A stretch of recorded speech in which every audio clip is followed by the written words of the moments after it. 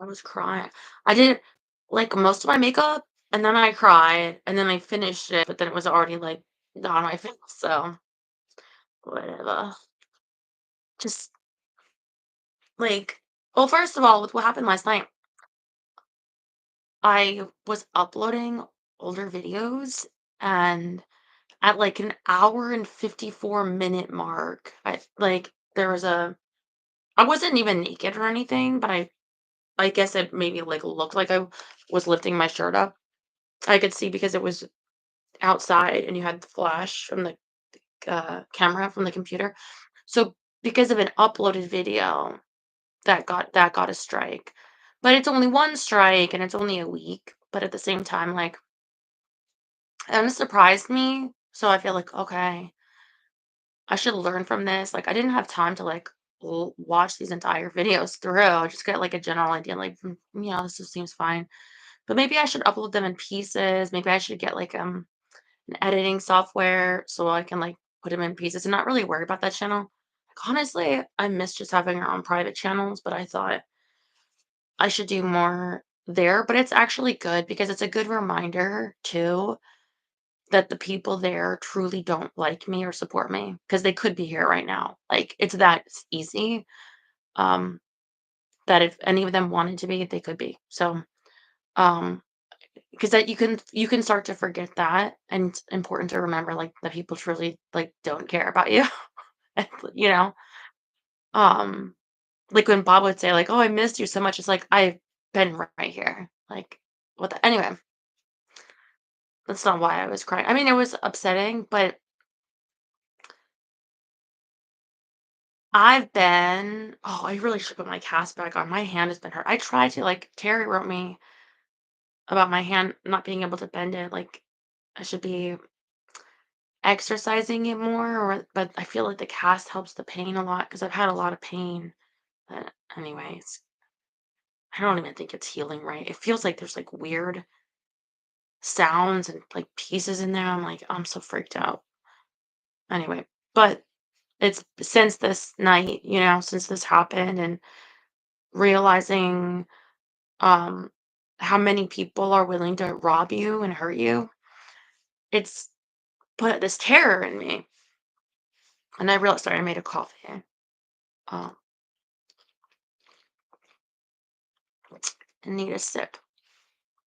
So anyway, I feel like as a human being, which all of us are, I think. Some of you might be aliens, I don't know. I feel like as a human being. Oh, hi, John. See, look at, and I, if I don't have the cast on, I'm used to, like, talk with my hands, move my hands, and I move my thumb, and I'm like, holy shit, fuck. And it's distracting me. Like, just leave your hand over there. As human beings, I think we need certain things, like, to be alive. And I think one of them is we need to be calm, like steady periods of being calm. Like, I have this, like, constant unease, this constant, like, fear. And the feeling of fear, because I don't know how much some of you can relate to that or not.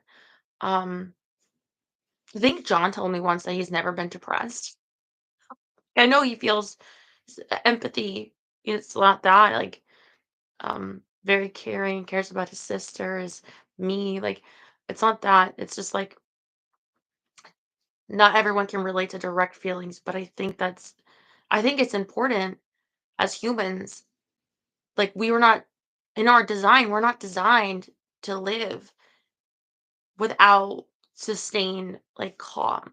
Like, and so if you can find it or you have it, I don't use that hand, but, like, God bless you, literally. Uh, I feel like it's like a dog. A dog needs, like, speaking of, they need to be able to, like, have their senses of, like, hearing and smell and things. But, like, if they don't, then they then they're, like, out of luck in the wild. But then what they really need is, a home to thrive in where they're super, like, protected and it's sealed and, like, bubbled off. Um, so for myself, not really having a support system, um, I have not been able to feel like a calm, like a feeling of security. Like it feels like my system is haywire. Sorry, it's just distracting and sometimes like my head feels like a maraca. Like it just gets shaken up. Um, and these things like don't help, but it's anyway. Oh, it's trash night, so she could be barking at that. Anyway, I realize it's like literally like it's killing me to go so long and not be calm at all. Like even in my dreams to be frightened, even at night, like when I'm asleep to be frightened. Um, so today I signed up for a therapist and I have my first video session on Monday. And I'm gonna see like if we connect, if it works, how much is available. Because the other person, I mean, they've all been a failure, but like the last person, it was like 30 minutes once a week, which is like not enough.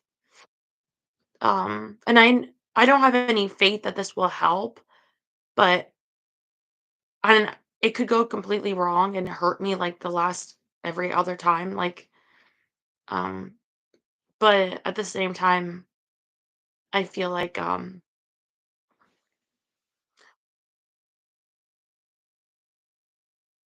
when I say it, quite literally, like we're not designed to survive in these conditions where you can't feel safe or calm. Um, I feel like I won't survive much longer if I can't find a way to calm down. Um, and I think you have to understand, like since that night that I broke my hand, um, which was days after, I found out about the theft, it's still not taken down. They gave me the person, I wrote them, but because of the time difference. So every day, like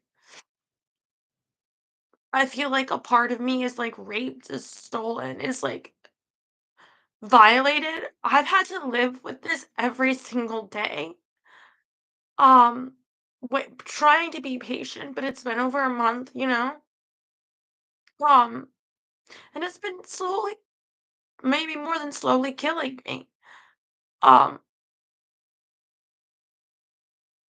I'm not, everything has gotten so much harder, and it's been hard. It's hard alone. Grocery shopping, managing your bills, managing with the dogs, like everything, and feeling like you're failing. Um, but it's like this drum that hasn't let up, that hasn't gotten easier.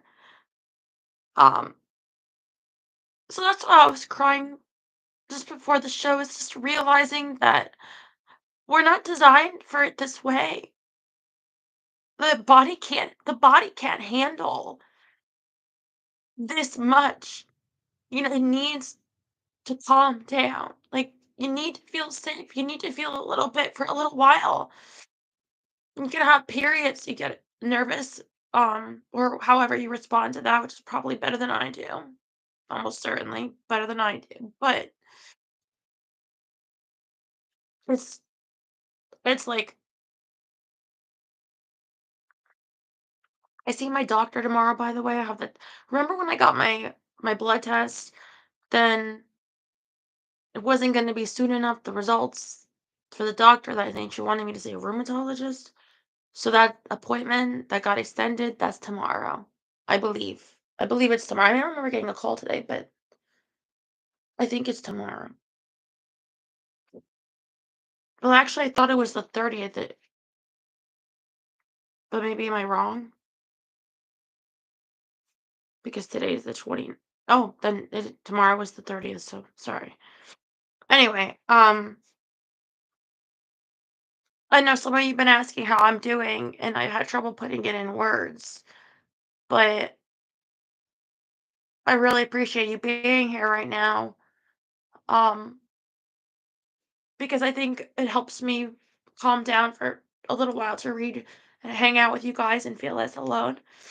And knowing that I have your support helps me feel a little bit stronger in the world, not like that handicapped dog on their own, like I mostly feel.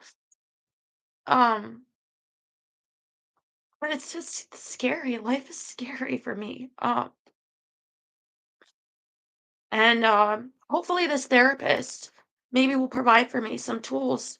I think I got to pick one. There was like 12 or 14.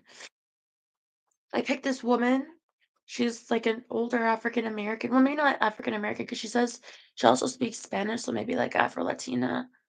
But she just seemed like I gravitated to her. And she said something about like for people I like that if you have anxiety, stress, sadness, I can help you. Like, and if you have something like that you want, like to set up a plan, um, so maybe she can give me some advice. Um, yeah, how was your day? Sorry, I'm really emotional. Daryl, let me know. Am I gonna start my period soon? He keeps track for me. He's usually comes close. Last time it was like spot on. I don't know. But it's also just, it's been a lot. So, um, anyway, where we left off, the beginning of a chapter. We're at starting chapter 8. We're moving along with this book. Oh, my hand hurts. That's another thing is like the house has gotten really messy again, and in part because I was cleaning it in early like December, and then when this happened right before like New Year's, um, so the month of January, the house has actually gotten worse, but I've not been able to really like my back's been hurting obviously because my back is broken, but with my hands, I think feeling weaker, feeling like almost powerless to even make my environment a little bit better. Um, I think psychologically that's affected me too in a fear center. Um,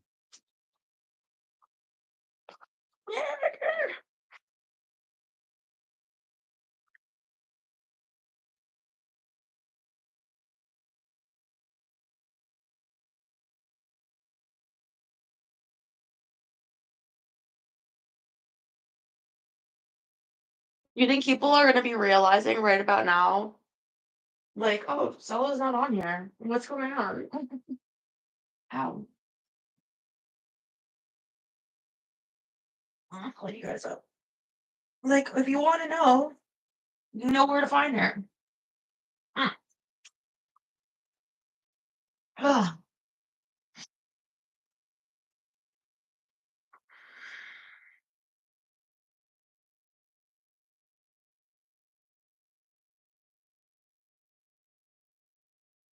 There you are. Mm.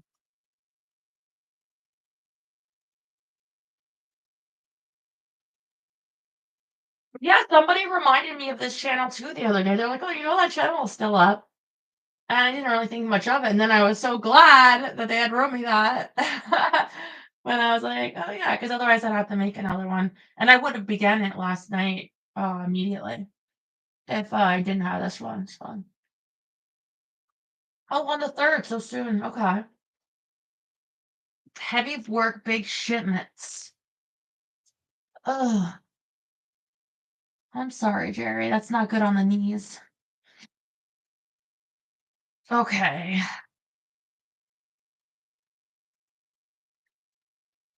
Chapter 8. If adding fixins to your batter, like nuts, fruit, or chocolate chips, coat those bits in flour first to keep them from sinking to the bottom of your cake. Don't we all need a helping hand once in a while to keep from falling? Amen. So this chapter is from the perspective of Tessa Jane. Lifting, hence the title of the stream, lifting my wrap against the wind later that night, I stood on the front porch of my grandparents' house, what many around here called the mansion on the hill. It had been in Gigi's family for nearly a century. Yeah, well, then it would need upgrades. Did they have air conditioning? Well, maybe in 1925. I don't know. Mm. I live in the desert. It's hard to believe anyone could survive out here before air conditioning. How did anyone survive up north before heating? Well, I guess they just light fires. Okay.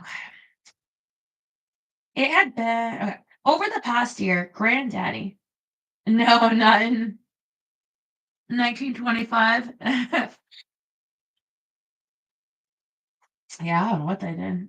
It had been okay, sorry. Over the past year, granddaddy had commissioned a complete renovation, and it broke my heart thinking about all the little pieces of Gigi that were now gone, like her embroidered throw pillows, the oil paintings of her beloved horses, and even the china that had belonged to her grandmother. He hadn't even asked Mama or me if we wanted anything before turning her possessions over to a Birmingham auction house. Everything had been sold before we even knew it had been removed. It seemed to me that Granddaddy was trying his hardest to erase Gigi from his life and from ours too. Well, if she didn't give him to you guys like in the will, I guess that'd be his right to do. Um, I, I mean, if I guess if people wanted oil paintings of her horses, I don't know. If it was like $1 at the thrift, maybe I'd buy an oil painting of a horse.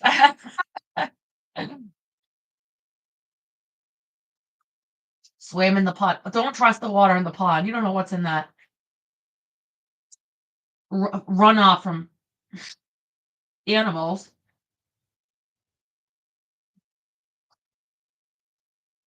Tessa Jane, I have a question for you. Gigi had said to me only a few years ago when I'd visited for her birthday. Please know you don't have to answer if you don't want to. We'd been in her suite of rooms on the second floor of the west wing of the house. The patio doors open. She had the perfect view of the Starlight Crater from her living area. And when I was little and still lived here, we'd often curl up on her couch and watch the light shimmer in the distance. It had been one of our favorite things to do together. See, now I'm thinking about my grandmother. I'm trying to think if I have a single positive memory of my grandmother. The first thing that comes to mind is like she was a horrible mother to my mom and tormented her. But as far as one-on-one with her, she used to give me for my birthday over the years like these like trinkets. They were like porcelain little like trinkets, and I collected them from that my grandmother gave me. And it had turned out that my aunt, um, when I was like 15 or 16, she went in my room and she's like, "These are all mine. Where did you get these?" And I was like, "Okay, well, grandma gave me this one on my ninth birthday, and then this one on my 11th birthday." Like, anyway, so so she took them all. So, like, I guess she went into my aunt's room and she was like taking her stuff and giving it as gifts. Ugh. Also, she had a basement full of food that was like 100 years old and like cookies that had gone bad, like like decades before, and it was so disgusting. Like that's what I remember about my grandma. What's the question? I'd asked, suddenly worried about her tone of voice. She'd held my hand tightly, her skin thin and feathery soft, her gentle blue eyes troubled. Your granddaddy, do you see any good in him, sweetheart? She was one of the few. who knew about the full bright ability to see the inner light, the goodness in people. But it was the first time she'd ever asked me about my assessment of a specific person. As I stood here on the porch, my throat ached with emotion. What I would do to have her back, to hold her hand, to watch the starlight with her once again. I leaned against one of the columns and looked upward. Tonight, the stars were hidden behind low, thick clouds. A quarter inch of snow had fallen during the afternoon, but melted as soon as it had hit the ground. You know what? My grandmother, she turned blind in later years. Glaucoma actually runs in my family. So, but she also like didn't go to the doctor, threw herself down the stairs, and anyway, she would watch a lot of, like, soap operas and get into, like, drama. So I could totally see her being, like, one of those grandmas today that are all about, like, the internet drama. But sometimes you'll be seeing, like, with, like, Foodie Beauty or Chantal, um, and you're like you see some, like, horrible, nasty comment, and it's like, Kiwi Farms will track down, like, who said it or whatever, and it's, like, some 94-old lady. Like so that's your grandma out there.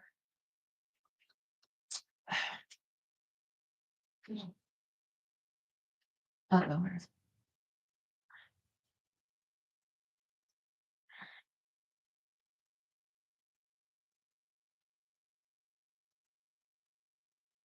I leaned against one of the columns and looked upward.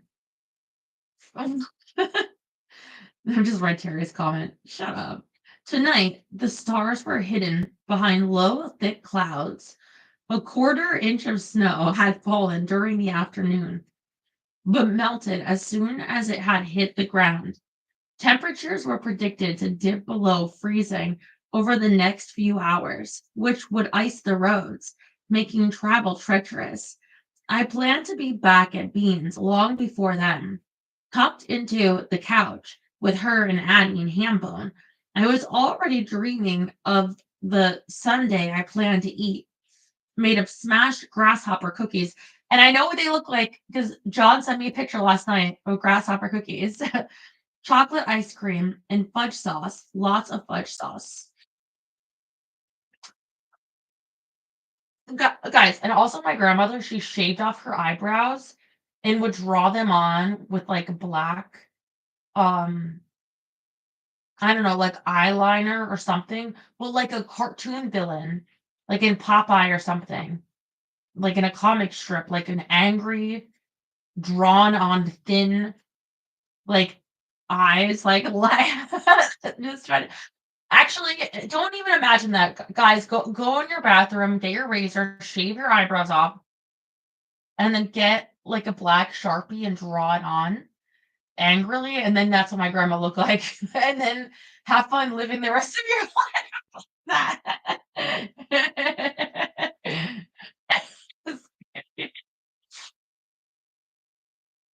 No, you don't have to do that.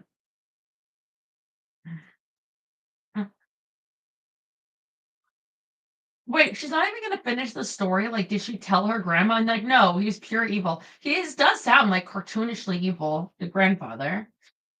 Okay. Unbidden, a memory of Ty drifted into my head. It was when he'd spotted Miss Ernie in her kitchen on her kitchen floor, and I'd been able to see how good a man he was. It was the first inner light I saw in almost a year. Yeah, Chola! Yeah, my grandmother was like, um, see, my grandfather's the Native American. I don't know if my grandmother was part, but she's more like Scottish. A maiden named Mackin. So I think isn't that Scottish? Is it Irish, Terry? Um, is it yeah, anyway. No, not Chola.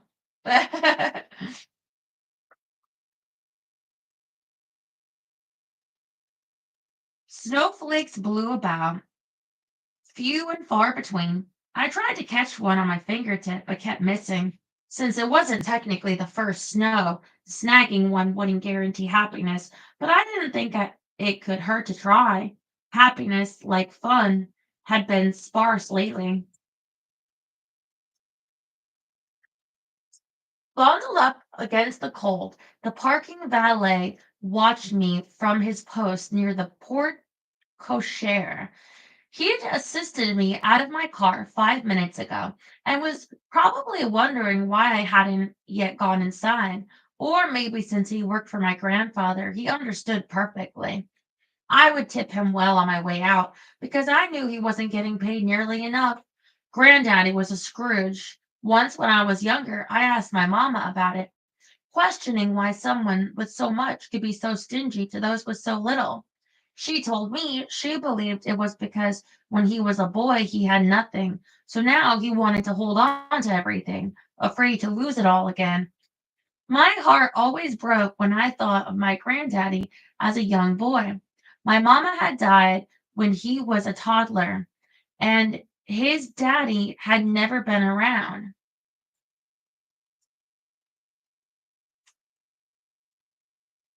Or his mama had died when he was I was gonna say, if how could your mom have died?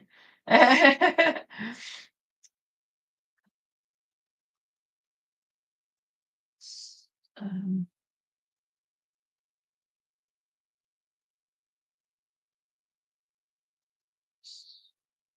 his mama had died when he was a toddler, and his daddy never been around, often floating in and out of jail for one scheme or another. He'd been raised by a cousin who wasn't really interested in having another mouth to feed, but felt duty bound to care for her kin. It wasn't long before Granddaddy started following his father's footsteps, landing in the county jail several times and gaining a reputation for being trouble. Finding Abner's journal had given him the purpose he'd been lacking in life. He knew he had to clean up his act, at least outwardly, if he wanted to accomplish his goal of owning the Starlight Crater one day. He had to be taken seriously. He needed to be rich, powerful, because he knew the Fulbrights weren't going to let go of that land willingly. And he knew exactly how he, with hardly any schooling and a rap sheet, would make that happen. At 23, he found a job at a local dairy as a farmhand and started working his way up. By 26, he was delivering milk to customers around town. It was a job that allowed him direct contact with Gigi, a known recluse, and who, at 38 years old, was the wealthiest person in the county. After a year, also, she was a cougar. After a year of small talk, every time he made a delivery, he made her an offer she probably should have refused. Well, then you wouldn't have been born, girl. But then again, if she refused, I wouldn't be here. Standing on this porch, delaying the inevitable. At the end of the long driveway, headlights appeared glowing bright in the darkness. Another guest arriving. I turned back toward the massive front doors and told myself to ring the bell, get it over with. But as I reached for the buzzer, the door swung open. I didn't think you were ever going to come inside. Mama! I rushed forward and threw my arms around her. What are you doing here? She despised coming home since Gigi had passed. My grandmother had often been the buffer between Mama and Granddaddy, the soft middle between two hard heads. Reinforcement for you, of course. She put her arm around me and ushered me into the house. You shouldn't have to deal with him alone. It was impossible not to notice the changes in the entryway from the last time I'd been here. The oak floors were gone, replaced with slates. All the trim was painted black, and the walls were now a deep green. Modern art pieces were scattered about. Large abstract paintings practically covered the wall where family portraits used to hang.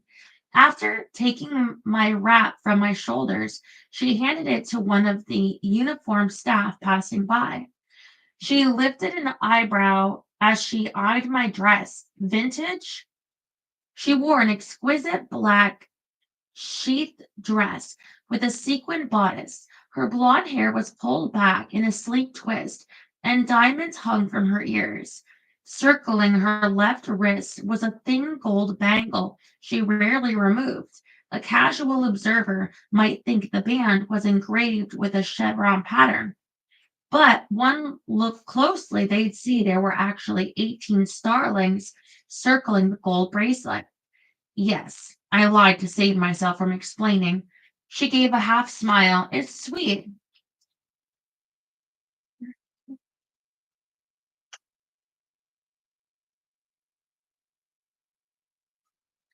I knew by her reaction she'd wished I'd chosen something different, something my grandfather couldn't nitpick, but I couldn't recall the last time I felt this comfortable in a dress. I swished the full blue skirt. I love it. Remember that when your grandfather sees it, he's trying to hide a bad mood behind a thin smile and a whiskey neat. It was a it was rare day when he wasn't in a bad mood. Silky and thunderous were his natural states.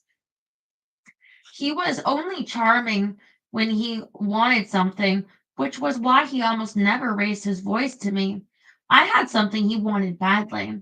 Half the guests have canceled due to the weather, Mama said. Brave souls. He's probably plotting a way to have their electricity cut. A jazz trio was set up in the parlor, and people milled around. We stood out of the way, not yet ready to join the fray. She said, "How's your week been? How's Verbena?" My mamma had always had a fondness for Aunt Bean. They'd become close after I was born. She's tired, moving a lot more slowly than her usual full steam ahead. Her echocardiogram results haven't come in yet, or if they have, she hasn't shared them. She's been putting on a brave, happy face around Addie and me. And Addie? My mama lifted an eyebrow. How is she? Being surprisingly nice. Really? I heard the tone of distrust in her voice. I don't know what to make of it either, but it feels genuine. Well, okay, but keep in mind that her mother, Tessa Jane's mother, is the one that slept with a married man, right? Addie's father. So who is she going to talk about? Trustworthy? Like you're the arbiter of who's trustworthy? Like I know you have a foundation, but that doesn't mean that. It doesn't mean anything. You need more proof. A lot of people have foundations just as a tax shelter.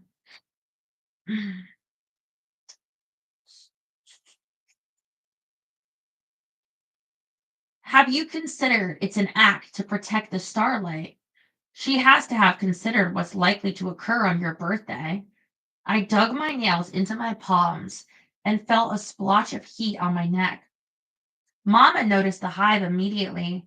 Her gaze narrowed. You will be letting the field go, correct? This was decided a long time ago, Tessa Jane. I lifted my chin. I never decided anything. Mama glanced around nervously. Lower your voice before he hears you talking like that. Have you forgotten what's at stake? This is no time to change your mind. Both Granddaddy and my mama expected me to let the land go. Granddaddy wanted it for himself. Mama wanted the cash from the sale, which she knew I'd share. The old me had simply nodded along to their plans, trying to keep the peace, trying to keep everyone happy. But the new me was sick of people trying to twist my arm. Tessa Jane, her tone made it clear I was displeasing her. I absently scratched a hive as my temper flared. Please don't. I was supremely proud of myself for saying please. We've talked about this, Mama argued. You've talked. Think of all the people. No, I snapped. Heads turned our way, and my cheeks burned. More hives formed. Mama pasted on a fake smile as an old neighbor approached, striking up a conversation about the snow. I checked the time, wondering if it was too soon to leave. I'd been inside less than 10 minutes after the neighbor moved off to chat up someone else. Mama said, How about a drink? As if we hadn't been arguing a moment ago. I knew this tactic, diversion, but I could really use a drink, so I nodded. We moved as one through the crowd toward the bar set up in the dining room, and I kept a reassuring smile on my face, pretending all was well. Miss Pomona would be proud. When Mamma tipped her head in close to mine, I braced myself for a quiet lecture on helping others, but instead she whispered, "Is your bank deposit late this month?" It took me a moment to switch my train of thought.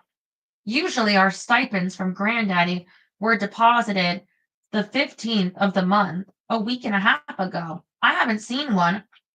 Oh my God, could you imagine not getting your stipend deposits just for existing? Oh, how horrible.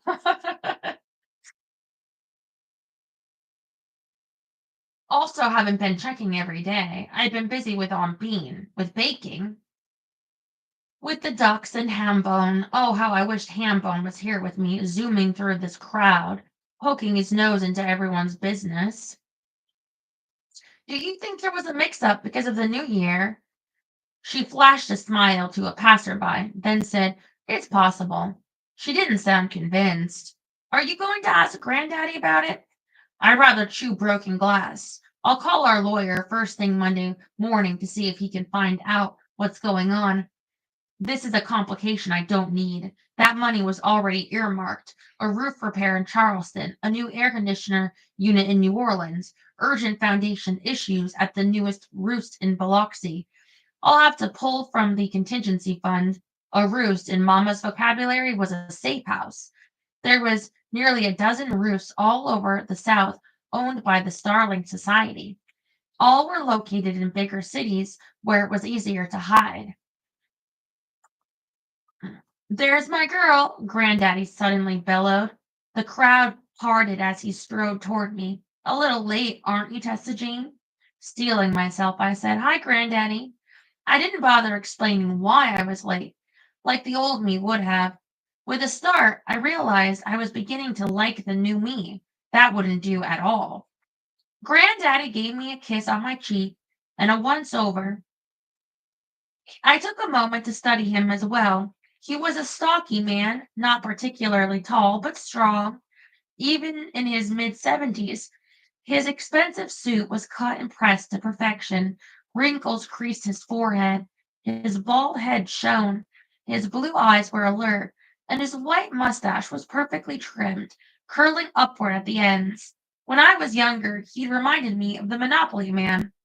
As I grew older, I wondered if he'd purposely copied the style. It radiated wealth. Outwardly, he seemed in fairly good health, except for the purplish hue around a bulbous nose that suggested he drunk too much, which he did, always had. A scowl formed as he took in my outfit. What happened to the dresses I sent over? Too small, I lied, his thick eyebrows furrowed. You are looking a bit healthy. I suppose that's what happens when you sit around and eat cake all day. I clenched my teeth so hard I about broke a molar. Hmm, Mama said loudly,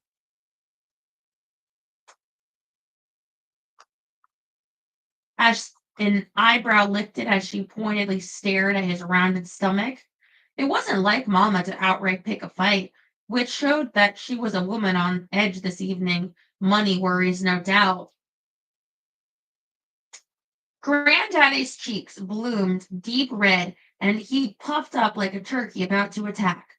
"Mr. Wingrove, sir," someone interrupted from behind him, "is now a good time?" Granddaddy schooled his countenance into a semblance of civility, then turned around.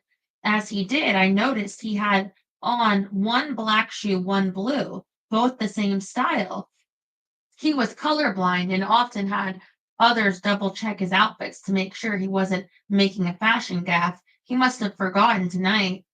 I glanced around for Jenna, his assistant, who was probably the one most often consulted.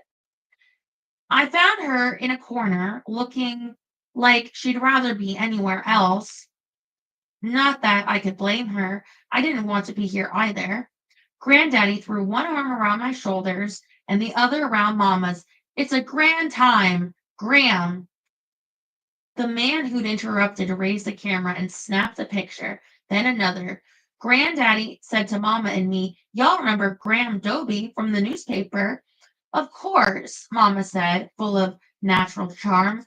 "Lovely to see you again." "Hello," I said, not remembering him at all, and I hoped that in the photo I would look less deer in headlights than I felt. I wasn't used to this house being filled with people, and I found I didn't like it. Gigi would have hated this party. For most of her life, she'd battled a panic disorder that prevented her from leaving the house or the grounds, and she let only a few people in. I once dared to ask my mama why Gigi had said yes to my grandfather's offer of marriage, and she told me she said yes because she wanted to have a baby, and being in her late 30s, she was running out of time. Your grandfather's proposal made it clear their marriage was a business transaction, but I've always wondered if she hoped there would be more between them, because with her money, she had other options. For a price, I'm sure a fertility clinic would have paid a visit here. Granddaddy said, "Graham is writing up a piece about my mayoral run. Ain't that right, son? A win for Winchester. Hoorah!" He laughed too loudly. I wondered why now? Why hadn't he run for mayor in his 40s, 50s? Had Gigi held him back? Or was this just a recent idea that popped into his head on a whim and he was running with it? Poor Graham gave a close-lipped smile and threw a look of longing at the bar. "That's right, sir." Mamma said, as gracious as always, "Graham, please let me know if I can contribute in any way. But for now, may I get you a cocktail?" Graham visibly relaxed. "Much appreciated." I wasn't sure if he was appreciative of Mamma's offer to help or for the drink. I suspected the latter. Granddaddy said, "I could use another drink myself." It took effort not to roll my eyes, but the scent of him, he'd already had several. "Tessa Jane?" Mamma asked. Granddaddy's unruly eyebrows furrowed again. He didn't like me drinking, thought it was unbecoming of a young lady. I lifted my chin. Wine would be lovely. As I waited for the bartender to pour my glass, in my head I heard Gigi say yet again, "Your granddaddy. Do you see any good in him, sweetheart?" I'd stared into her blue eyes, my heart hurting because I didn't want to lie, so I hedged instead. "He's hard to read because his personality obscures the light." Looking off in the distance, she nodded. "There's a poison deep within him, eating him from the inside out. It feeds off his innate feelings of inferiority and his fear of being poor again." She faced me. "If he could only get rid of that poison, I bet you'd see his light, clear as day." "I know it's in there."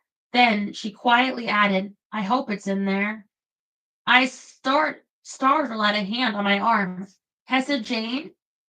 I snapped to, focusing on my mamma. "Yes?"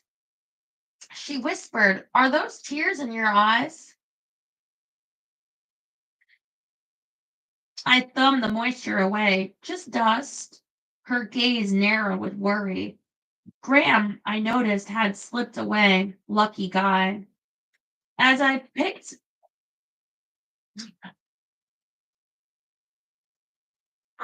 my hand.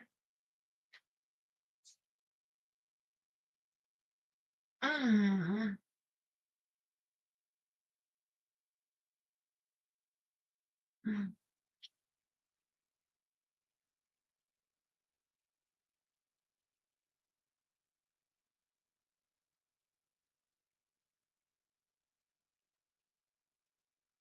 As I picked up the glass, the bartender slid over and thanked him. Granddaddy said to Mama and me, "I want to show you something in my library. I think you'll be quite pleased. Come along." Even though he had calmed, his anger alleviated by the reporter's attention, I had the uneasy feeling I wasn't going to be pleased at all by what he planned to show us. We followed him past waitstaff, carrying trays from the kitchen. At the end of a long hallway, he opened the library's door. He cut on a light as we went inside. The scent of tobacco and leather filled the massive room that was lined with bookcases and tall windows. One of the leather sofas had been pushed aside, and in its place now stood a square table. On that table sat an architectural model of what looked like a small town. He gestured toward the three-dimensional piece. I took the liberty of having my vision for the land surrounding the starlight brought to life. Isn't it magnificent? I took a sip of wine, noticed my hand shaking, and set the glass on a side table. Mama said, "Are those row houses?" "It's an upscale planned community called the Windgrove," he said, his words very slightly slurred. "Where the stars gather." I could barely breathe. Anger crackled in my chest, sharp and painful. He pointed toward the model. "There will be shops, dining, housing, office space, a theater, a boutique hotel, a water park." Yeah, maybe that's why he wants to be mayor for zoning, because I doubt the area is zoned for that.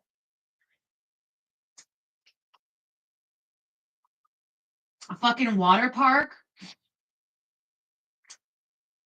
I touched the edge of the model, my voice a rasp as I said, "What happened to the woods?" "The woods where the starlings spent most of their time." Amber liquid sloshed in his cup, raised to make way for the golf course. "This design utilizes every inch of those 500 acres." My stomach rolled, and I pushed a hand against to quell the nausea. "And this?" Mama asked, pointing to a building practically built atop the star crater. "It's the visitor center," he said, "where guests will have a choice of diamond adventure packages and pick up the equipment they'll need for mining." My head snapped up. He took a pull from his whiskey glass, then pursed his lips. "Now, Tessa Jane, don't go getting riled up." Fury flooded my veins, and my hands curled into fists that I hid in the tulle skirts. Mama lifted her chin, her gaze challenging. "And what happens when there aren't any found? Because we all know stars aren't made of diamonds." He grinned. "There will be diamonds found. I'll make sure of it." That's a good business plan. Buy a bunch of diamonds and throw them around. His intention was clear. He was going to plant gemstones for people to find. I wanted to remind him that digging up the starlight field would make the light disappear, but I knew he didn't care. There was a disgust in my mama's voice as she said, "Mother would be appalled that you're using her money to trick people. Have you no shame?" Gigi had been enamored with the field as he was, but for different reasons. She adored the legend behind it, the clarity found in the light, and its sheer beauty. She'd encourage Granddaddy's plans to bring more attention to the field, but only in a way that wouldn't disturb its magic.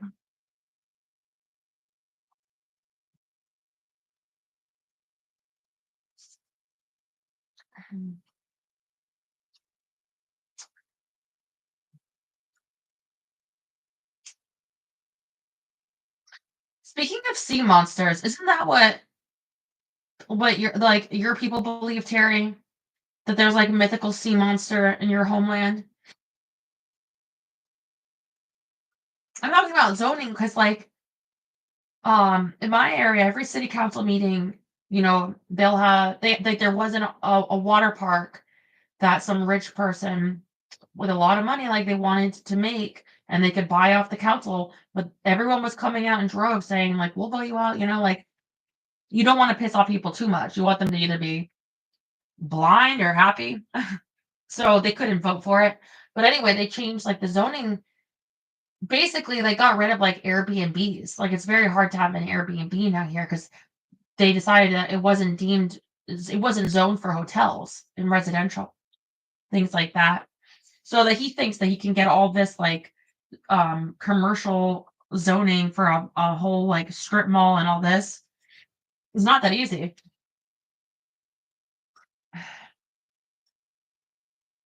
So anyway, he's gonna litter about some diamonds.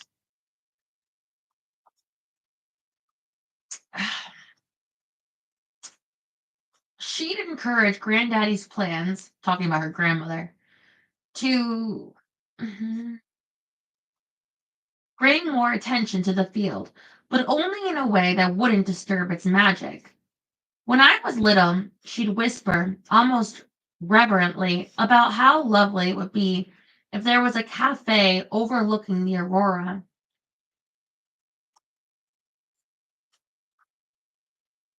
where people could sit and sip and enjoy and bask in the peace of the starlight, and a gift shop too, because she'd always had a fondness for the trinkets her parents would bring back to her after they went on vacation. As she spoke, I envisioned those enchanting shops and began wishing they were real. It was one of the reasons I never shut down my granddaddy's talk about buying the land. Part of me wanted to make Gigi's vision come true. Mm. So the grandma wanted a cafe with a gift shop. Okay. Um, but what he had planned now, she would be horrified. His face flushed, his chest puffed out. I'll remind you, it's my money now to do with as I see fit. Gigi's voice suddenly drifted into my thoughts. If he could only get rid of that poison, I bet you'd see his light clear as day. Suddenly, I knew why Gigi had willed all her money to Granddaddy. To rid him of his fears about being poor, to rid him of the poison eating him up. Only it hadn't worked. Probably because money wasn't the fix.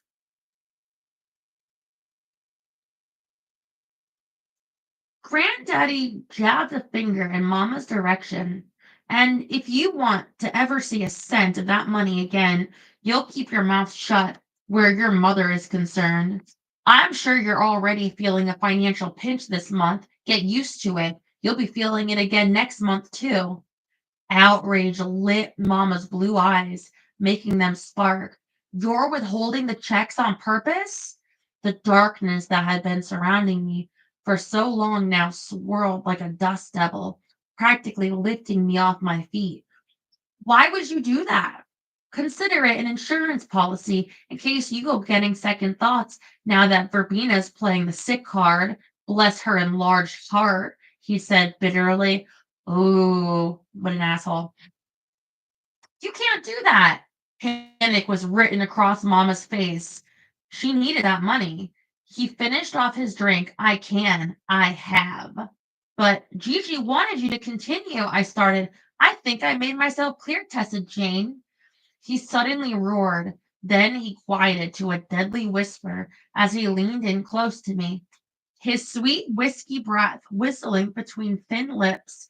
But in case I didn't, I'll lay it out plain as day for you now. If you don't decline ownership of that land on your birthday, you and your mama will both get cut off completely.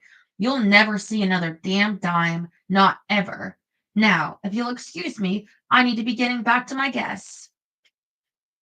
Well, chapter 9.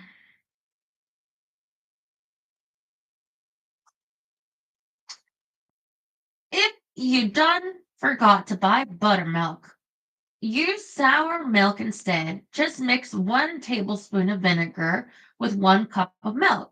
Let it sit for 5 minutes, and you got yourself a buttermilk substitution. Never be afraid to make changes. Sometimes unfamiliar paths can lead you to the same destination. That's from the kitchen of Urbina Fulbrights. And this chapter is from the perspective of Addie. Can you please slow down? I pleaded as the back end of Tessa Jane's car fishtailed when it hit a patch of black ice when we rounded a corner. A warning beep from the dashboard, then silenced when the wheels found traction again. The triangular hazard signal glowed as we drove in the dead center of the road late Saturday morning, hogging both lanes because there wasn't another car in sight, and the edges of the roadway were obscured by snow. Tessa Jane gripped the steering wheel like she was hanging on for dear life. She flashed me an annoyed glance. I'm only going 10 miles per hour. It was the wintry weather that was keeping people off the roads and had put us on it. Willa Joe had called this morning to tell Bean that the balding tires on her van were no match for her slick driveway, which meant someone else had to deliver Peter Pottinger's wedding cake to the local ballroom. That someone turned out to be Tessa Jane and me. Maybe try 8 or 5, I suggested, just slower. A bundle of anxiety. I sat in the passenger seat, fingertips practically indenting the large cardboard box I held in my lap. In the box was Petal's beautiful 3-tier wedding cake. Delivering cakes was always nerve-wracking business. Delivering cakes on icy roads in a snowstorm, terrifying, absolutely, unequivocally petrifying. In my head, I was cussing up to my own kind of storm while trying not to have a panic attack. I took even breaths, searching for something to focus on other than the buzz of my nerves. I started counting the snowflakes that landed on the windshield, adding them up before they melted or were swiped away by the wipers. If I go any slower, Tessa Jane said, her words short, stiff, restrained. We're not going to get there in time for the wedding. Because of her tone, I didn't point out that I could probably walk to the hotel and still make it on time. The wedding was at 11. It was currently 9:30, and the hotel was only 3 more miles away. This was a foreign creature. This irritated Tessa Jane. She'd been on edge since returning from her grandfather's party last night, and driving in this weather hadn't helped her bad mood any. The car rolled over a bump, and I clenched my teeth as I tried to absorb the motion and keep the box still. A perfect cake had gone into that box, and I aimed to have a perfect cake come out. Other than this delivery, the bakery was closed for the day on account of the weather, and I couldn't wait to be done with this errand and get back to the farmhouse where it was warm and safe and dry. Snow fell steadily. I could only see 10 to 15 feet in front of the car and couldn't see the fields that lined the side of the road at all. I searched for any bright sides to this situation and surprisingly found a few. One, quality time spent with Tessa Jane, even if we both woke up on the cranky side of the bed. Two, at least the wedding party was staying the weekend at the hotel, so there would be a ceremony taking place today. No chance of last minute cancellation. Well, if the pastor managed to make it there. Three, the snow was beautiful in an eerie kind of way. I took a breath and felt a twinge of pity for Dare, of all people. The pastor marrying him should have been Pastor Fife, the elderly man who'd taken him in as a teenager. But he and his wife had been gone a few years now. They'd been a lovely couple, and I could only imagine how happy they'd be for Dare today. A sight happier than me, that was for sure. But only because I worried for Petal's well being in light of the Buckleys' violent history, something I knew about all too well. Tessa Jane let out a humorless laugh as the wipers whisked rapidly. If rain on your wedding day is good luck, what's snow mean? I'm not sure. She pushed a button on her steering wheel, and when a tone sounded, she said loudly, clearly, "What does it mean if it snows on your wedding day?" A computerized voice connected through the Bluetooth system in her car answered, "Snow on a wedding day is a sign of fertility and prosperity." That's nice, Siri. I heard that they used to like there used to be a tradition where you would take hard, uncooked rice and chuck it into the eyes of the bride and groom as they left the courthouse or wherever on their wedding day. Um, the chapel, like, I don't know. But yeah, so you would just take this bag and you would just go hardcore throwing it at them. And I guess it like killed birds. Like it did something in their stomach, like some kind of animal, but I think the birds, like it like popped up in their stomach and killed them or their something with their digestion. So that people had to stop doing that. So anyway, what kind of luck is that if you're killing small animals on your wedding day?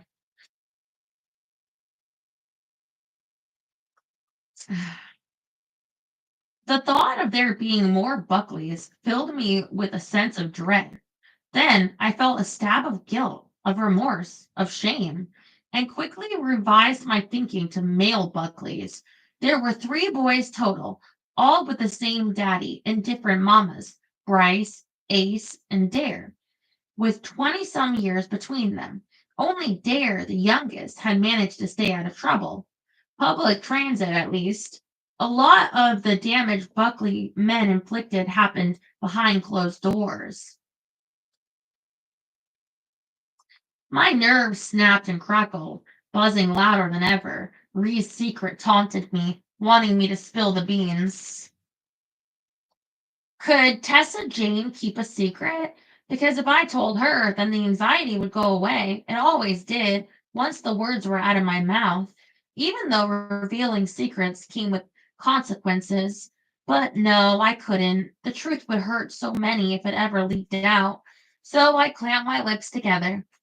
Tessa Jane pushed the button again and said, "What does it mean when it's sunny on a wedding day?" The voice answered, "Sunshine on a wedding day means good luck." Tessa Jane snorted derisively, then said sweetly, "Thank you." It said, "You're welcome." "Do you always say thank you to the voice?" I asked. "Of course." Her eyebrows snapped downward. "Don't you?" Oh my God, speaking of, like my TV has that feature. I think it's a Google TV. Like it has that feature for it being like, "Hey Google," like, but it only did it like once, this new TV, like it hasn't done it since. And the reason I'm so upset is it just started talking. I don't know about what when I was like, um, basically it was saying like weird things, and then it asked me if it wanted m- it to give me a nickname or like, yeah, and I said, "Okay." And then they were like, "Would you like it to be short or long?" Or like, or I think they said fancy or short. And then I said fancy, and then they didn't give me a nickname. Oh, the fuck? It's like, I don't know, I feel deprived. Like, you guys, ask Google to give you a nickname because they fucked me over. Sorry. With a fancy nickname. It was horseshits.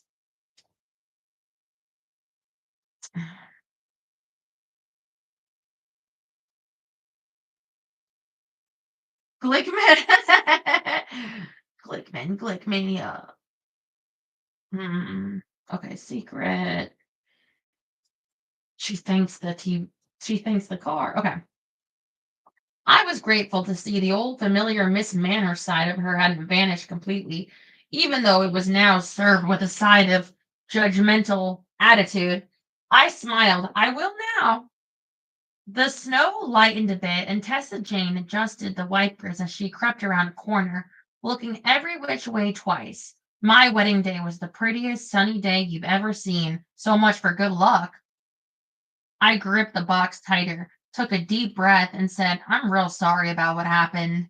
"Me too," she said quietly. My throat ached with all the things I wanted to say. Of all the apologies I needed to make for treating her so terribly all these years, just as I opened my mouth, Sam Smith started singing from my cell phone. I put my chin on top of the box for extra support and reached for the phone, which I placed in the cup holder earlier. I immediately silenced the call. If it was as if somehow wherever she was currently in this world, my mama had known that I was fixing to make nice with Tessa Jane and wanted to stop me. Interesting ringtone, Tessa Jane said. How's your mama doing these days? I practically snapped my neck to look at her.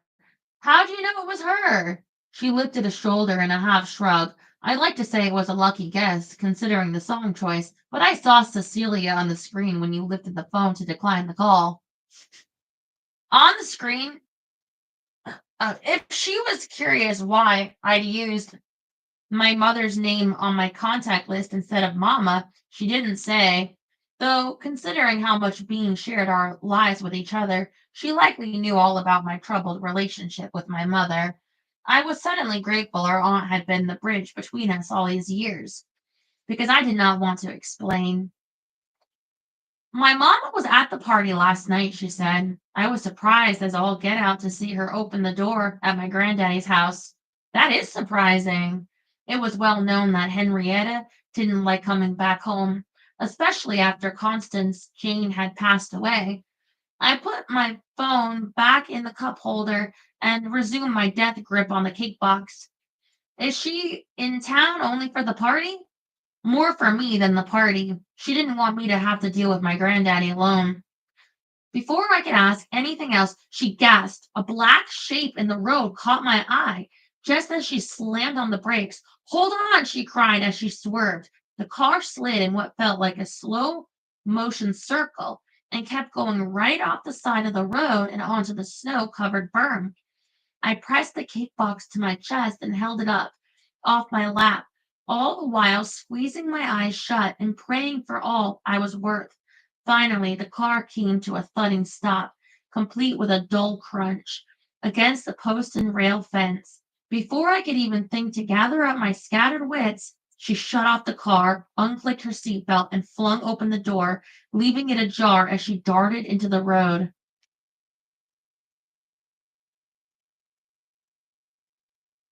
I took a moment to collect myself. I was shaking, but okay.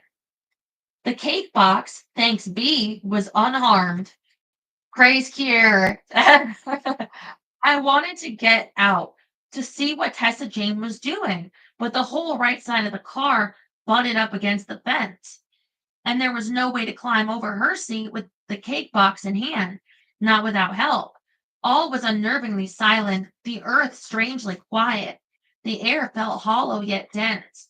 It was like a hush, like I'd never experienced. It was beautiful, but made me uneasy. Tessa Jane! I called out into the storm. Snowflakes drifted into the car, melted on her leather seat. Be right there, she shouted, and I heaved a sigh of relief. A minute later, she came staggering back, her arms full of black Labrador. She thrust the dog into the car, then pulled the lever that released the trunk. I thought for sure I was going to hit her. Then she glanced at me, taking stock. Are you okay? Not a scratch. Thank goodness. The cake? I think it's fine. I didn't feel it. I didn't feel a tip.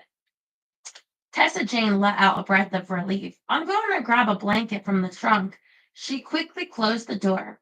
The dog's tail wagged as she licked my face, then sniffed the box. She didn't look too worse for the wear, other than she was soaking wet and shivering. A second later, the trunk slammed and Tessa Jane was back in the car, a blanket in hand. She pushed her seat all the way back, then patted her lap.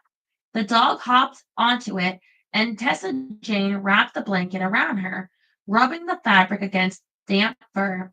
Her face clouded over. What's a dog doing loose in this storm?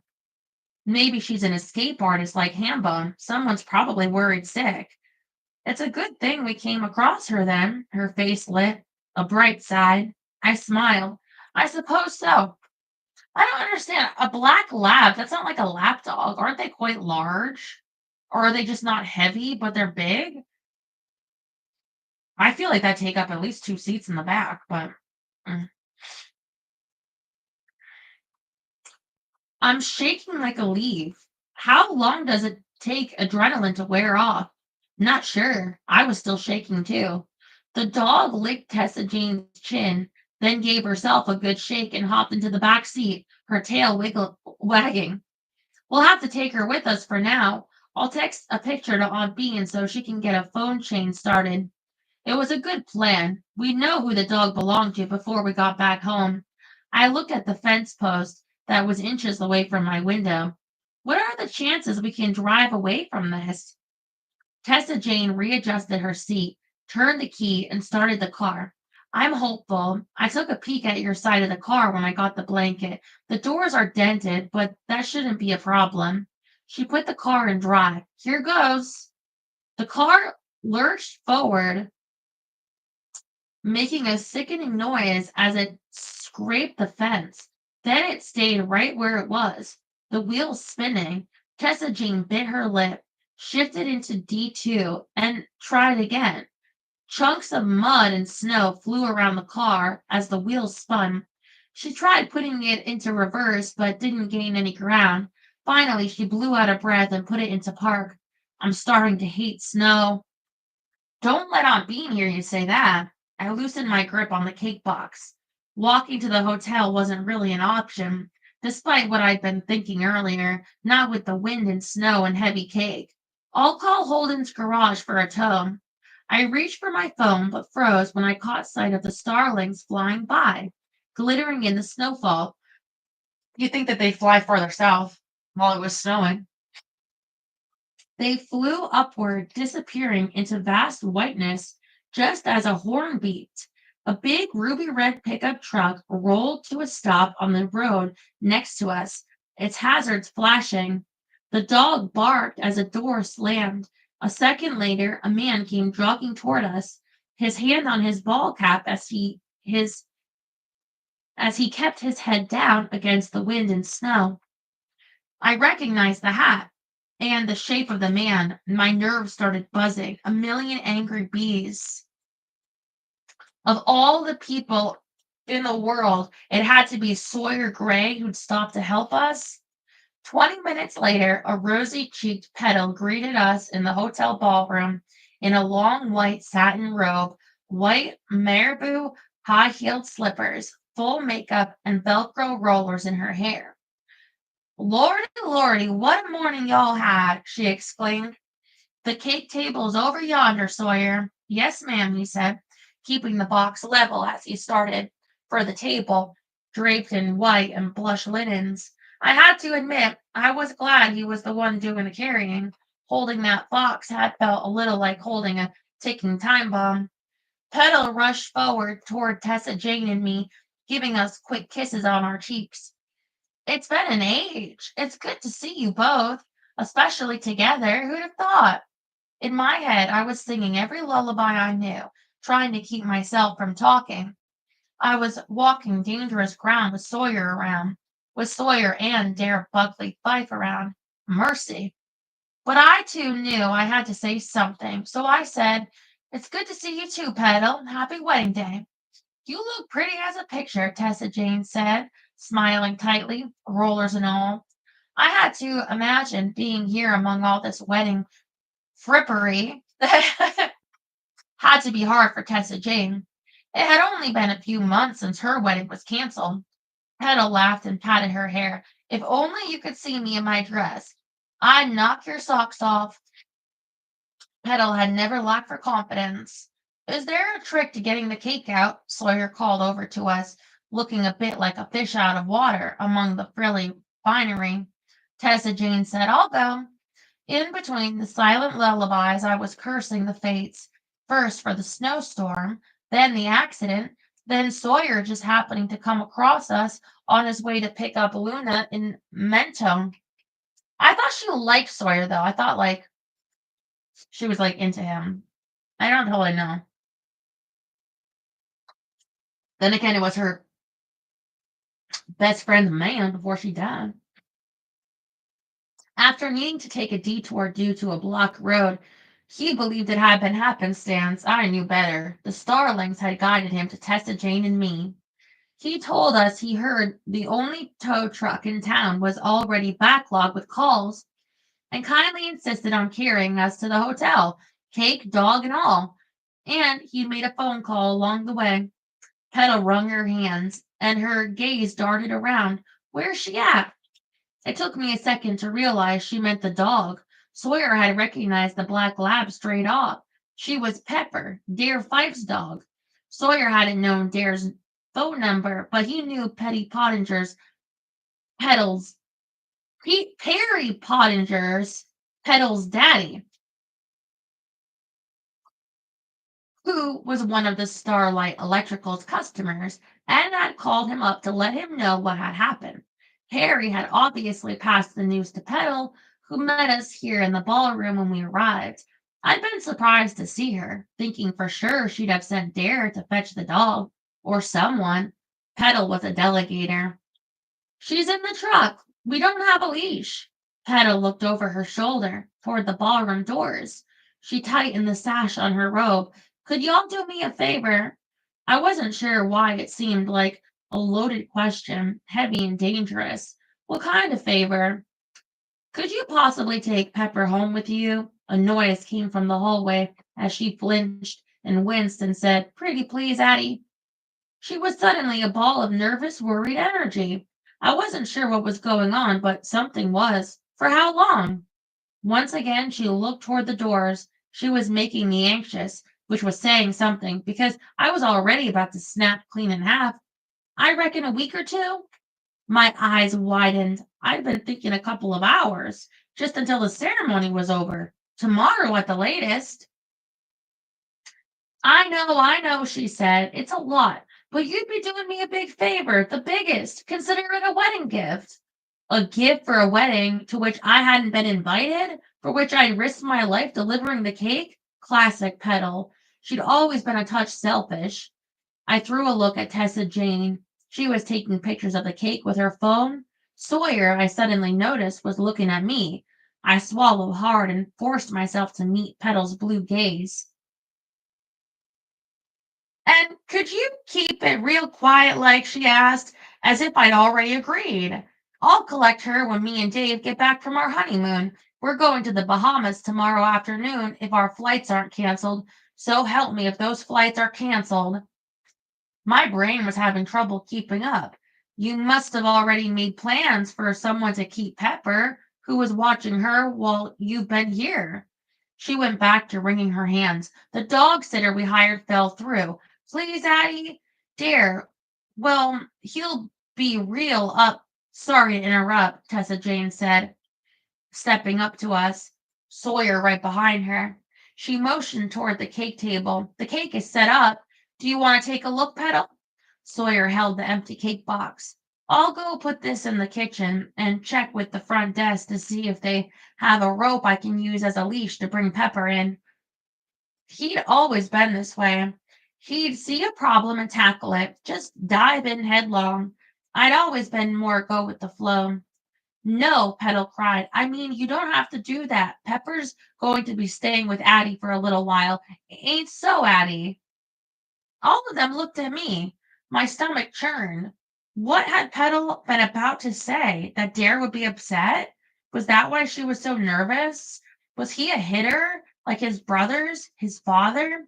The thought made me queasy, and I took deep breaths to ease the nausea.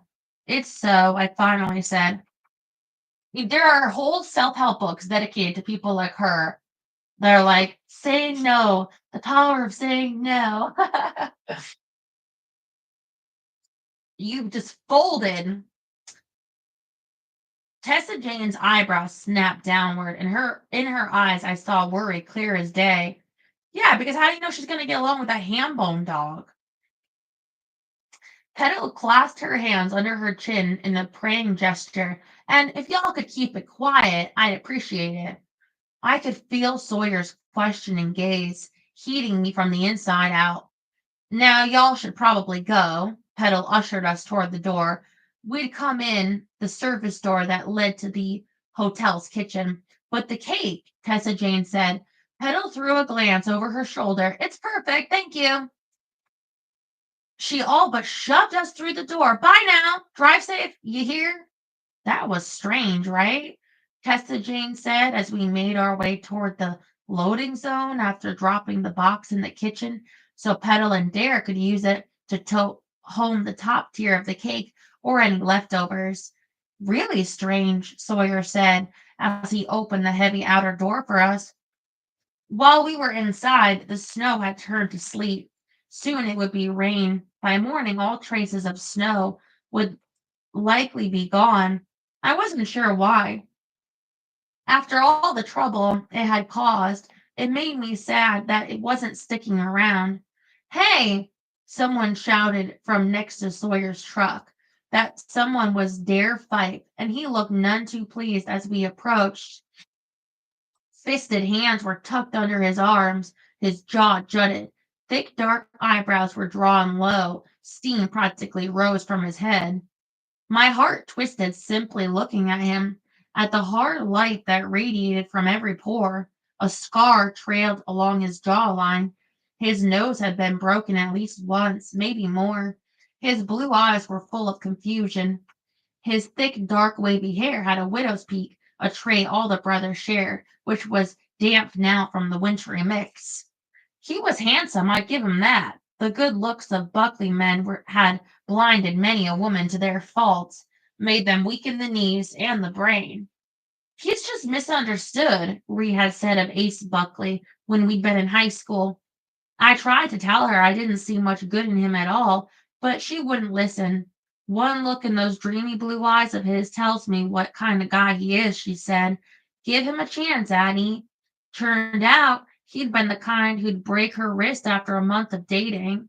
I was suddenly queasy from painful memories as I looked over at Sawyer. How could he not see it? The resemblance. How could he not see that his daughter, his curly, dark haired, blue eyed, widow peaked daughter, wasn't his at all? Oh no! What? What? I pushed my hand against my mouth to keep Marie's secret in and felt tears sting my eyes.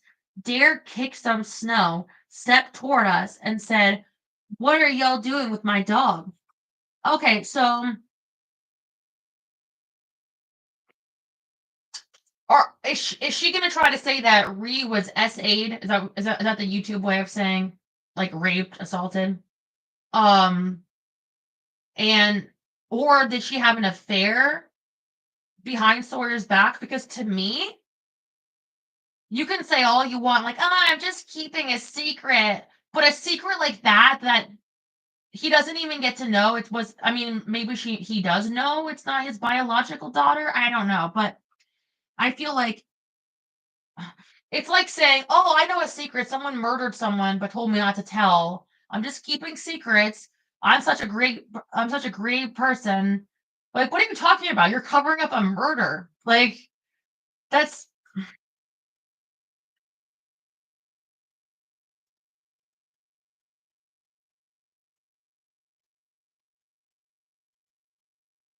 yeah, if she had an affair and that's not his kid by biologically, um, why the hell would you keep her secret? I don't know. Chapter 10. From the kitchen of Verbena Fulbright. Stop mixing as soon as your ingredients come together, nice and smooth. If you whip the living tar out of your batter, that pesky gluten will toughen right up, making the cake dense and chewy. A little restraint early on goes a long way toward a sweet reward. Tessa Jane.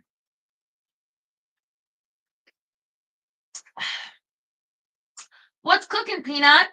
Aunt Bean asked early the next morning as she wandered into the kitchen. She leaned her walking stick against the counter, then headed straight for the coffee pot. Cookies for Miss Ernie. I'm hoping to bring them round to her tomorrow to brighten her day a bit.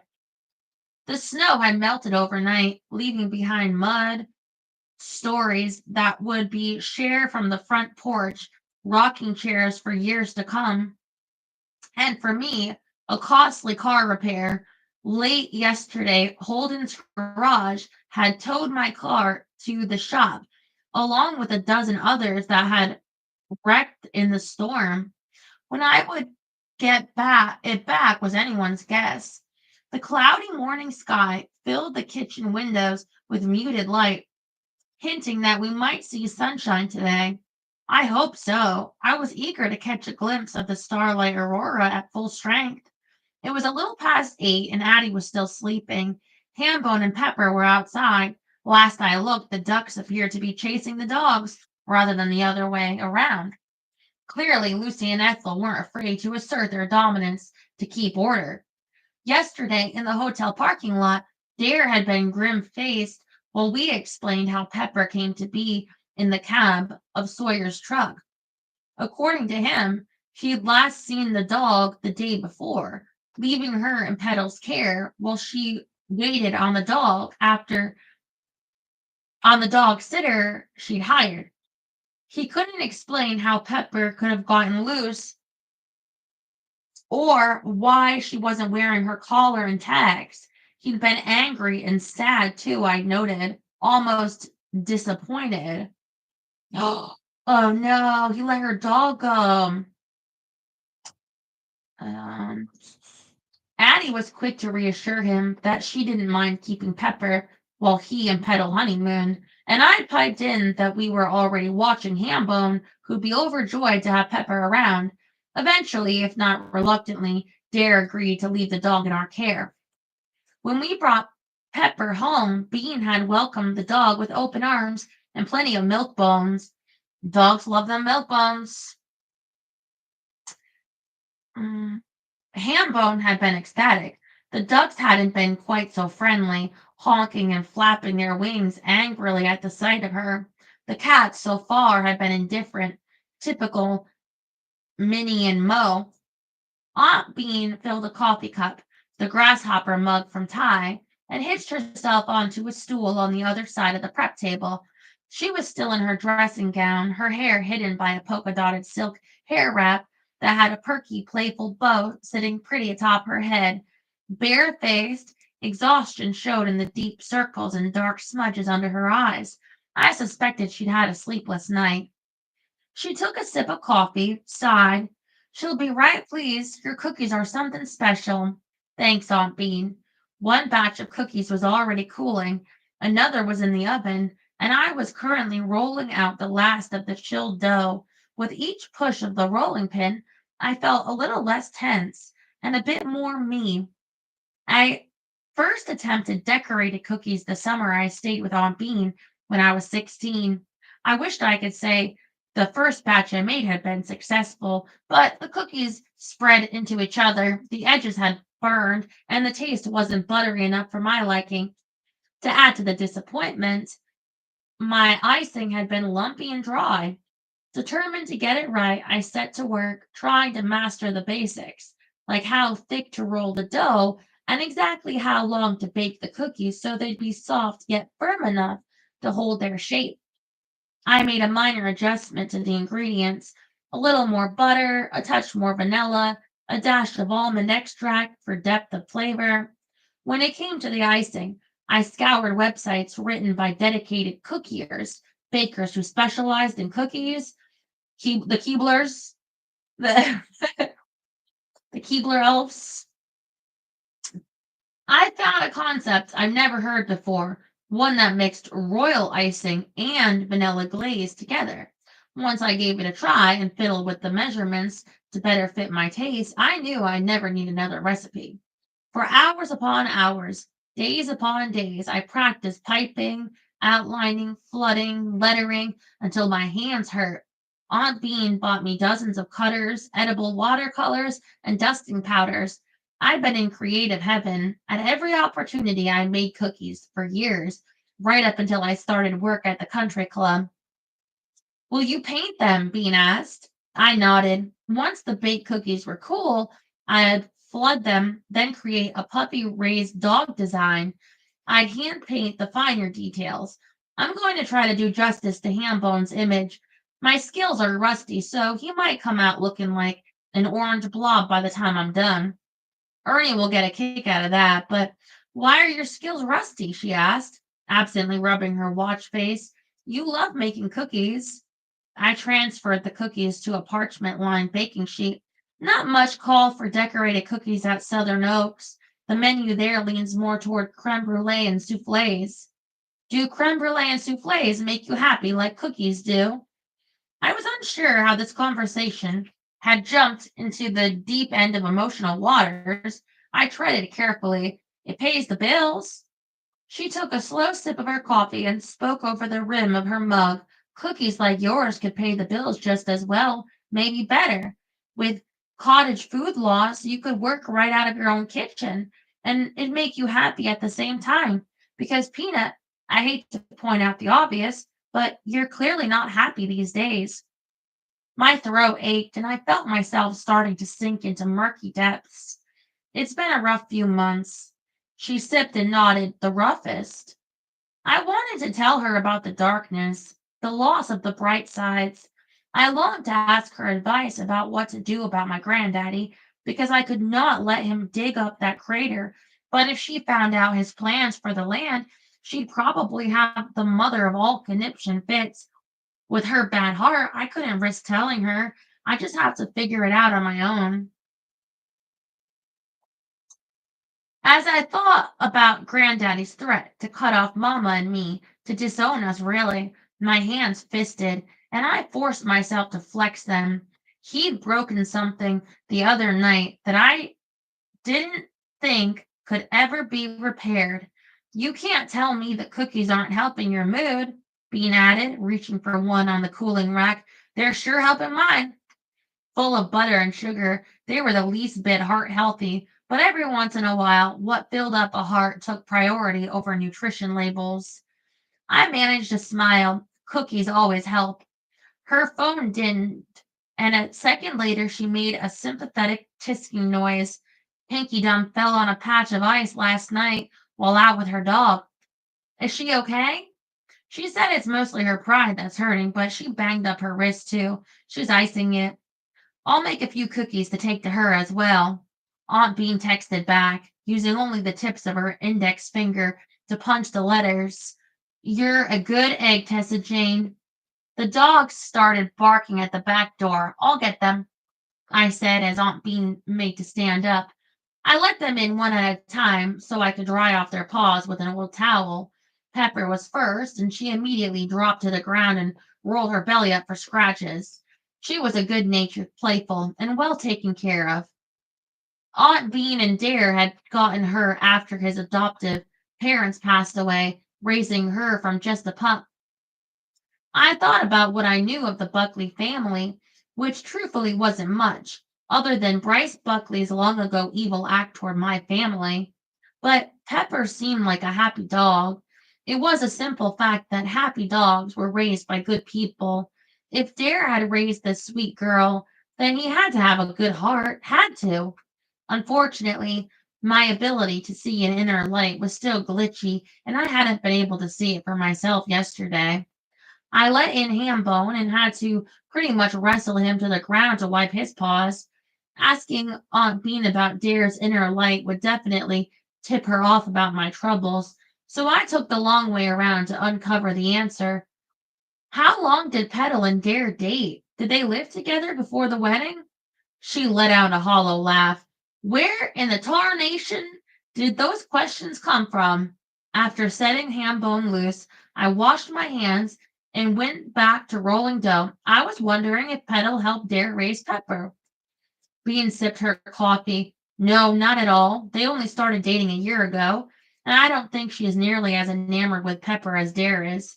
When Petal came in to order her wedding cake, she was complaining that Dare wanted to have Pepper in the ceremony, carrying the rings or some such. She said, and I quote, if God had given him a lick of sense, he'd know a wedding wasn't a place for a dog. Then she went and asked for fondant. Talk about no licks of sense. I smiled. You mean fondants? I wasn't at all sure why Bean felt the way she did about fondant. Sure, it wasn't tastiest, but I knew quite a few bakers who worked with fondant to create masterpieces, absolute works of art. But Bean had made up her mind to never use it, and that was that. To each their own, she'd always say. Damn straight, she laughed for real this time, and the sound of it plunged deep down and wrapped around my heart. The rolling pin squeaked as I thought about what she'd revealed about Dare and pressed my luck, purposefully keeping my tone light so as not to arouse her suspicions. So Dare's not like the rest of the Buckleys then. Good heavens, no, he's got a good heart, that one. And on top of that, the Fifes made sure he had counseling after he moved in with them to help him heal his inner hurts. She sighed and then said, "Now tell me, will you be working on those cookies all day?" There was a playful tone to her question, something mischievous that made me stop what I was doing and look at her. No, why? She grinned and rubbed her hands together. How do you feel about helping me sort some closets? Yesterday, Pepper's arrival on top of the car accident had thrown us all for a loop, and the snow was sorting Bean, and the snow day sorting Bean had planned was put on hold. I'd been hoping it stayed there. I didn't want to sort anything or do any inventory or itemization or anything that alluded to the fact that Aunt Bean was trying to do what Swedish people call Das dinning. And then it's got these little dots. God, why are Swedish words so fucked up? Yeah, I said it. Fuck you, Swedes. I mean, the way you write words. Okay, I'm gonna spell this out. Okay, D and then an O with like those two little things on top. I'm sure there's a name for that. And then ST and then an A with those two little things on top. And then DNING. What in the fuck?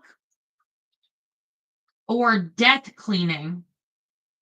I like the Swedish word better. uh, Basically, decluttering and organizing your life before it ended. Yeah, I ain't doing that shit. I just try to clean.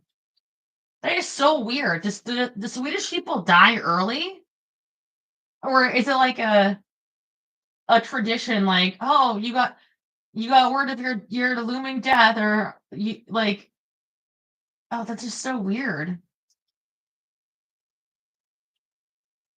It's probably made up. Like eight people do it. Probably one of them Swedish. In theory, I like the idea, but in practice, I couldn't bear the thought of it. Oh, yeah, because you want to have unfinished business, right? Like if you have unfinished business, then you can't die. So if you have a messy house, you're like physically incapable of dying because it's not finished. You can't be prepared for death because then when death comes, like I'd be like, no, no, sorry, not ready. Go back. Go the next one, next door. Good morning, Addie said, coming down the stairs in flannel pajama bottoms and an old oversized Bama sweatshirt that had frayed edges. Her hair was pulled up in a loose top knot, and her face had the reddish pink look of having recently been scrubbed clean. The dogs rushed to greet her as she stopped on the bottom step and looked out the living room windows. A car just turned up the driveway. Anyone expecting a visitor? Both she and Aunt Bean looked pointedly at me. I wiped my hands on a dish towel. Don't tell me it's Jenna again. Surely he wouldn't make her work on a Sunday morning. But even as I said it, I knew being Sunday wouldn't stop my granddaddy from ordering people to do his bidding. He was ruthless, even it seemed with his own flesh and blood. Do you see any good in him, sweetheart? I pushed Gigi's voice firmly out of my head before I started crying. We'll see soon enough who it is. Aunt Bean took another bite of cookie and you done good with these, Tessa Jane, real good. Ernie's going to be mighty grateful. Addie threw me a look that clearly questioned why I was serving Bean cookies for breakfast, but I only shrugged. Want one? Of course. I met her halfway and passed it over. She took a bite and did a little shuffle that I took for a happy dance. So good. I hope you made plenty. If not, I know where we can get more. As she walked toward the coffee pot, I headed for the front door, stopping to scratch the top of Minnie's head. As I peeked out the window, I fully expected to see Jenna, but when the car rolled to a stop in front of the house, I recognized it immediately. It's my mama. I spun around, wondering what I could clean in 15 seconds and wishing I'd put on lipstick. I scratched at a hive on my neck. Aunt Bean laughed as I fluffed the pillow. Well, let her in, Peanut. What was she doing here? And so early, too. Do I have any flour on my face? Your face is perfect, Addie said as she sat on a stool next to Aunt Bean. Taking a deep breath, I pulled open the door, pasted on a smile. Mama, this is a surprise. Come on in. She stepped inside, took off a pair of dark sunglasses. I'm terribly sorry for barging in so early, but hand to God, if I had to stay in that house one more minute, I was going to lose my mind. I had to escape. I wasn't sure where else to go. In the wake of the bad weather, everything's closed up tight, even the churches. Plus, there's something I want to talk to y'all about. Oh, and I brought your necklace, Tessa Jane. She finally took a breath, then kissed my cheeks and studied my face. She gave me a gentle smile and a squeeze. What smell so delightful? I whispered, Have you been drinking? She laughed. What? No? I stared at her. My mother wasn't so chatty, and she hadn't said a word about my nude lips or the fact that I was still in my pajamas. This was strange, bizarre even. You're always welcome here, Henrietta, Aunt Bean said graciously. Make yourself at home. Can I get you a cup of coffee? Annie said. Another crack deep in my heart healed at her kind tone. That would be lovely, Mamma said, tipping her head as if also surprised. As she crossed the room to greet Aunt Bean with a hug and a peck on her cheek, Pepper started barking, short, happy yips as a truck pulled up in front of the house, which set off Hambone, who started baying at the top of his lungs. Is that Jenna? Aunt Bean asked loudly. My jaw all but dropped as Dare came around the front of the truck carrying a fabric wrapped bundle and opened the passenger door for Petal. He offered her a hand to help her down, but she didn't take it. The whole time she wore a face like she smelled something foul and didn't say a word to him. No, it's Petal and Dare, I said, walking back to the front door, a pit in my stomach. They hadn't been married but a minute and were already fighting. Dare Buckley? My mamma asked, her tone apprehensive. Dare Fife now, remember? I nudged Hambone away from the door with my leg. He and Petal got married yesterday.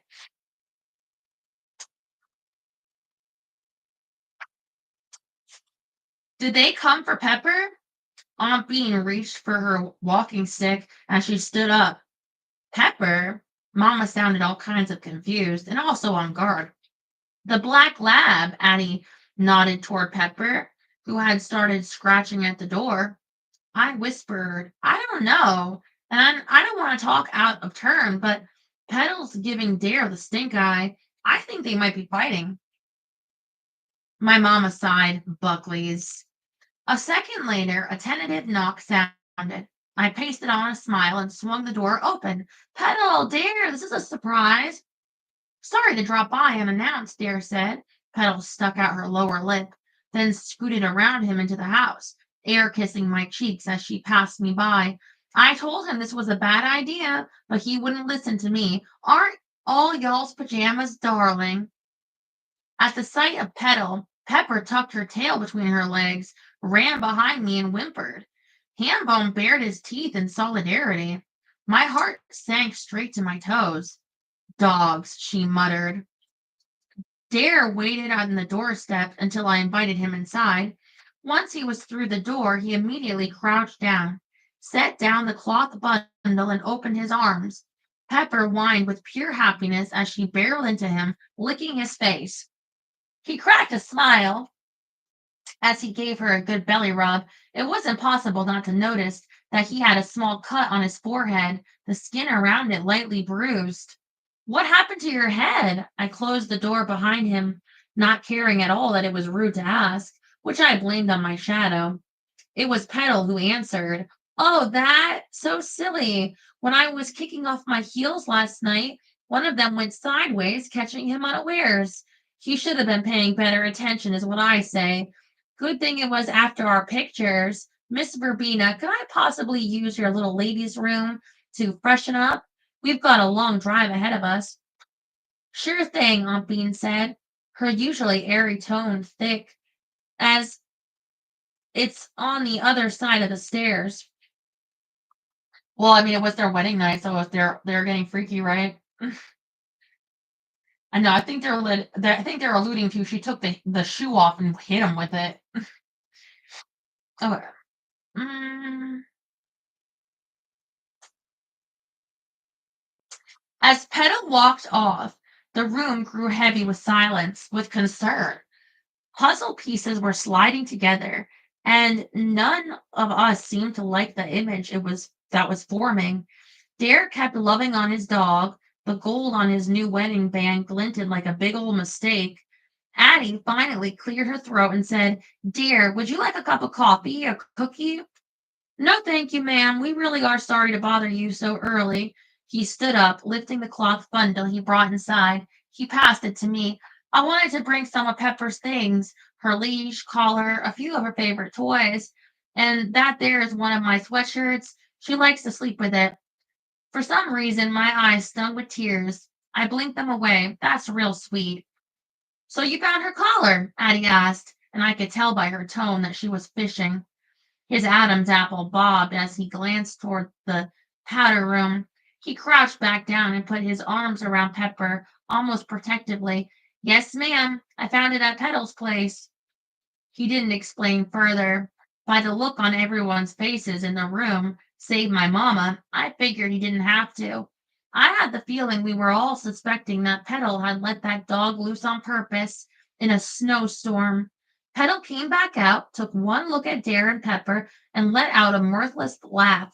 "I swear he loves that dog more than me. We need to get on our way, honey. Don't want to miss our flight." Dare stood up, and I noticed he had to put himself between Pepper and Petal, keeping them as far apart as he could manage. As he and his wife stood together, there was no question they were a beautiful couple, and I had to remind myself that for some, beauty only ran skin deep. I hugged the cloth bundle to my chest. "We'll take real good care of Pepper while you're away," he said. "I appreciate it more than you'll ever know." Petal rolled her eyes and hooked her arm through his as she pulled open the door. "We'll send a postcard. Bye now." Dare gave Pepper one last ear rub, told us thank you again, and followed his wife out the door. I gave a wave as they drove off, then closed the door and leaned against it. We all stared at each other, a bit rattled. No one said a word. No one wanted to say what we were thinking out loud. Pepper had hopped up on the couch to watch the truck drive away, and it near broke my heart. I put the bundle down on the cushion next to her, unwrapped it, and pulled out a well loved stuffed alligator and a squeaky ball. Her collar and leash were pink. Bean tapped her walking stick twice on the floor. "Weddings are stressful business. Might be she's having an off week." "Maybe so," Addie said, walking over to pat Pepper, but she sounded like she didn't believe it. I could practically see my mamma's mind racing as she gripped her coffee mug, a frown on her face. Because of her role in the Starling Society, she had seen this kind of scenario before. Though women by far were often the victims of abusive relationships, sometimes it was the men who suffered. 1 in 9 men, according to the latest statistics. Primarily, it was emotional abuse, but occasionally it dipped into the physical, pushing and slapping and throwing things like shoes. Most men were unwilling to seek help for themselves, gender stereotypes playing a big role in keeping quiet. Ordinarily, this was where Mama would discreetly step in, offer guidance, suggest a counselor, offer to pay for the sessions, but she was only here temporarily, and he'd be gone for a while on his honeymoon. Aunt Bean let out a hearty sigh and said, "Henrietta, did you mention there was something you wanted to talk to us about?" Mama snapped to, pulling her attention away from the window and then the retreating truck. She sat on one of the prep counter stools. "Indeed, I went to the Starlight Field last night after the weather cleared." Intrigued, I walked back to the prep island. Addie followed. I had the feeling I knew why Mama was at a crossroads in need of clarity, direction, but I wasn't at all sure why she was here talking about it. "Something's been weighing on my mind these last couple of days. My heart," she said. "I was looking for some help with sorting it all out." Aunt Bean tipped her head and sat down. "Did you find it?" Mama nodded. "I did. By the time I finished walking the boardwalk, it was clear what I needed to do." What's that? Addie asked, curiosity filling her eyes. Mama glanced from face to face. First is that I need to apologize to Tessa Jane, and second, it's time I told you all the truth about everything. Ooh, and that's the end of chapter 10. That's where we leave off for tonight. We're getting to like almost at the halfway point of the book, I think. I'll show you. The drama unfolding, the truth about everything.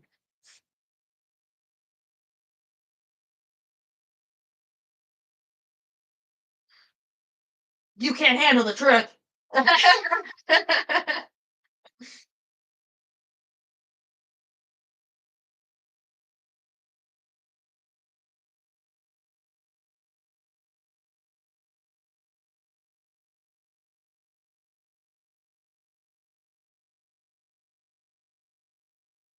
Oof.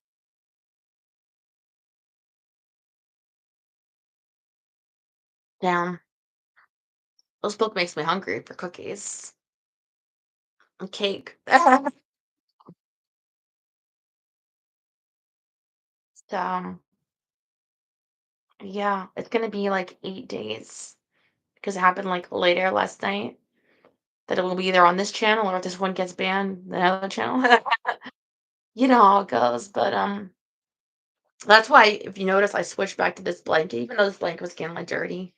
So, but I switched it back because I feel like it's more concealment, like less likely to get banned on this blanket, you know? Oh god, my head hurts all of a sudden. I think it's from the crying. Oh dear. Anyway, doctor tomorrow. So I don't like appointments. I don't like doing that. But I do it. I do it. Um I've given up on that stupid app. I think that I should report it to the state of California as a fraud.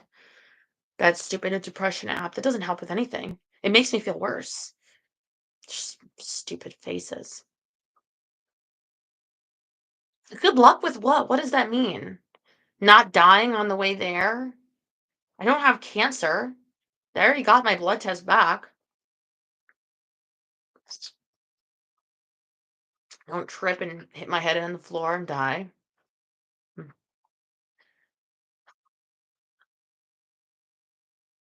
So I finished watching Night Agent last night. It was so good. Although I'll tell you what, the romance, I love the romance part. But that's where I didn't like how it ended. But then it's kind of like if they do a third season, which is like it's set up for, like it's open to that story continuing.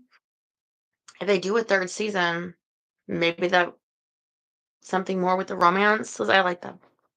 I like them together, but, um, I guess they think you can't have happily ever after when you're still ongoing, I guess, in the story. Um, but tonight, I don't know what I'm gonna watch tonight. It's the end of January. Was there something?